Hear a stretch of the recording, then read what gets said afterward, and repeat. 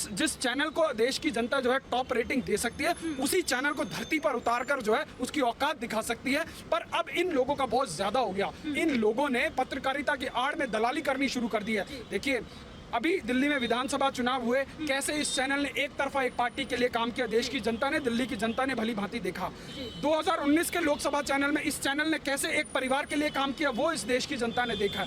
आज तो अति तब हो गई जब एक युवा कलाकार, जिसका ना कोई राजनीति से लेना देना, ना किसी पॉलिटिकल पार्टी से लेना देना, ना किसी जात संप्रदाय के ठेकेदारों से लेना देना, आज उसको बेरहमी से मार दिया जाता है और उसको कवर अप करने के लिए राजदीप सरदेसाई यहाँ से जाता है। ये एक FIR दर्ज नहीं कर पाई, एक आदमी को गिरफ्तार नहीं कर पाई, CRPC की धाराओं में इन्वेस्टिगेट नहीं कर पाई। तो ये पूरा का पूरा ये मिली जुली सरकार है। इसमें शिवसेना के जो लोग ऊंचे ऊंचे पदों पर बैठे हुए लोग, उनकी मिली भगत है। जो बॉलीवुड के बड़े बड़े लोग हैं, उनकी मिली भगत है। जो बड़ा बॉलीवुड माफिया है, जो ड्रग माफिया है, ये सब लोग मिले हुए हैं। और आज एक बहुत बड़े स्ट्रैटेजिस्ट के माध्यम से, उसकी PR स्किल्स और उसके PR नेटवर्क के माध्यम से, आज इंस्टाग्राम उठा लो, ट्विटर उठा लो। ट्विटर पर तो बड़े बड़े पत्रकार, रोमाना खान जैसी पत्रकार क्या लिख कि जो है जीते जी जो है बेटे को देखा नहीं और मरने के बाद स्क्रिप्ट लिखी जा रही है। शर्म आनी चाहिए ऐसे पत्रकारों को कि इन लोगों ने अपनी पत्रकारिता और अपनी आत्मा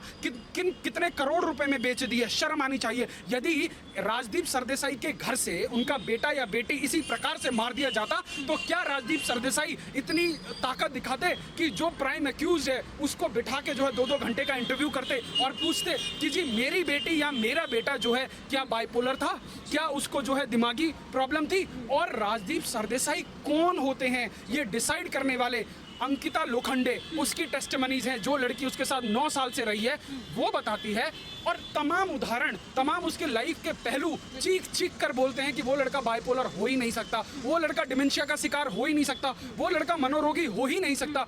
जो आदमी अपने 5 साल के सपने लिखता है और उन सभी सपनों को हासिल करता है, आप बताइए, आपने और हमने तमाम सपने देखे होंगे, उनमें से हम कितने अचीव कर पाए? तो वो एक लोगों के लिए आइडल था, देश के युवाओं के लिए आइडल था। उसकी तमाम फिल्में उठा के देख लीजिए, उसकी फिल्मों में उसने अपने किरदारों में जान डाल रखी थी और वो अपने आप में काबिल तारीफ था। उसको बॉलीवुड की पार्टीज में, पेज 3 पार्टीज में, तमाम बड़ी बड़ी अवार्ड शोज में अलग थलग कर दिया गया, परंतु उस लड़के ने हार नहीं मानी। आज आप इसी बॉलीवुड के जो सो कॉल्ड सुपरस्टार हैं, ये लोग अपनी ईगो के चक्कर में अवार्ड शो में नहीं आते, बोलते हैं कि ये अवार्ड बिके हुए हैं, हमें अवार्ड नहीं मिलता इसलिए हम नहीं आते।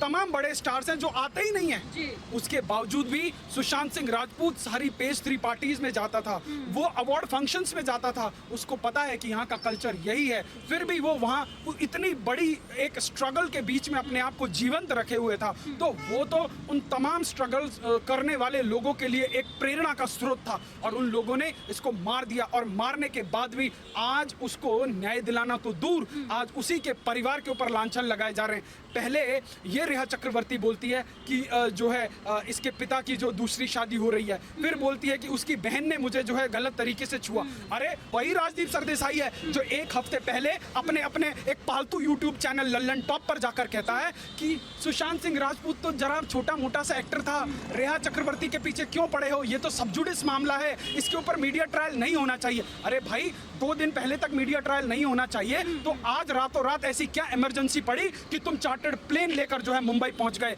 तो तुम जो उद्धव ठाकरे और उसके परिवार को बचाने का काम कर रहे हो, देश की जनता में जो आक्रोश है वो तुम्हें कहीं का नहीं छोड़ेगी। देखो, उसकी तो सरकार 10-15 दिन, 20 दिन, 1 महीने के अंदर जाएगी और इसका करियर भी अब सूर्यास्त की तरफ चल पड़ा है। तो देश की जनता जागरूक हो चुकी है। तो ये जो सुशांत को न्याय दिलाने की जो मुहिम है, वो किसी एक व्यक्ति की मुहिम नहीं, एक सिर्फ परिवार मात्र की मुहिम नहीं, ये जन जन की मुहिम है।